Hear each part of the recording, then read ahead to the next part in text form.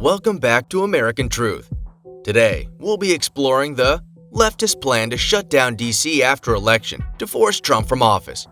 A leftist group is planning to bring Washington, D.C. to a standstill if Trump refuses to concede, National Rifle has learned. Shut Down D.C., founded in 2019, states that forcing Trump from office is the only way to protect ourselves and the people we love from Trump's wrath. So we will act with the urgency that the situation requires, including with disruptive direct action, mass mobilization, coordinated noncompliance, mutual aid, and other forms of civil resistance.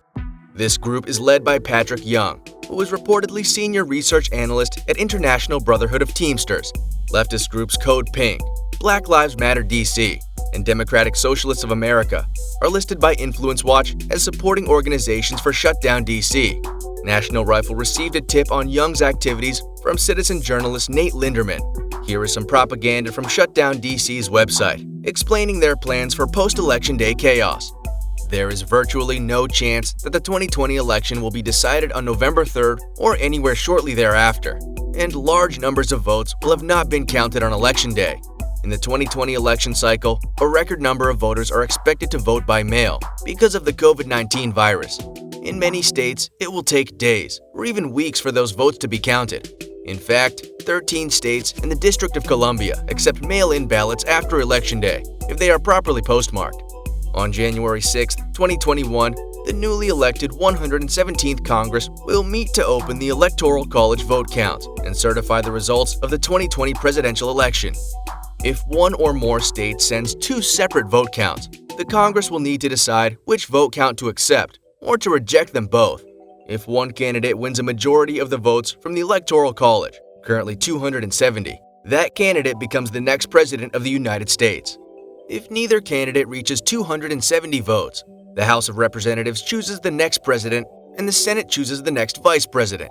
Importantly, the House votes on a one-state, one-vote basis, so the vote of the one member of the House of Representatives from Montana has the same weight as the entire House delegation from California.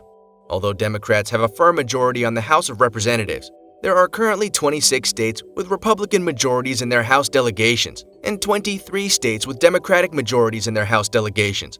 But this vote will be taken by the newly elected 117th Congress, not the current 116th Congress. So if Democrats pick up seats in a handful of key states, that balance could easily shift. The election this November is likely to be more contentious and chaotic than any election the U.S. has seen in recent memory. While the actual vote count is obviously a critical factor that will determine the outcome, more than ever, the very political questions of how and when the votes are counted and who decides when the results should be certified will likely be just as impactful. In 2000, Democrats told their base to stay home while the lawyers figured things out in the back room. Republicans sent their staffers to Florida to riot and stop the vote counting. Donald Trump is already working hard to sow chaos, suppress voter turnout, and call the results of the election into question. This time around, we can't afford to wait for the lawyers to work things out. Instead, those of us who are committed to seeing Donald Trump removed from office should start organizing now to fight back against the Trump administration's systematic efforts at voter suppression. Hit the streets in key states where election outcomes are likely to be contested, and be ready to take bold, direct action to bring Washington, D.C. to a standstill if Trump refuses to concede. But we also recognize forcing Trump from office is the only way to protect ourselves and the people we love from Trump's wrath. Wow, I love you too. I love you too. So we will act with the urgency that the situation requires. While we respect everyone's right to defend themselves and the people they love, we recognize that the police and military forces that may be mobilized to pop up the Trump regime have a far greater capacity for violence than we could ever imagine. Without making value judgments about the tactical approaches other people and organizations may choose to embrace, we plan to use the tools and tactical approaches that we have the capacity and expertise to implement, including disruptive direct action, mass mobilization, coordinated noncompliance, mutual aid, and other forms of civil resistance. Shut Down DC website passages end. Shut Down DC, which was founded in summer 2019 to agitate on climate change-related matters, has previously blocked traffic in Washington, D.C. Patrick Young was identified by NBC4 as a representative of the group Shut Down DC when Young led a protest outside the Postmaster General's house in Washington, D.C. in August 2020. in a bid to expand vote by mail in the 2020 election using the pretext of coronavirus. And that wraps it up for today's video. What do you think about the 2020 presidential election? Is voter fraud a real concern? And will the election results be genuine?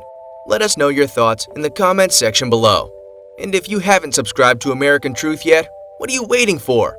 Hit the subscribe button and smash that like button. And we'll see you in the next video.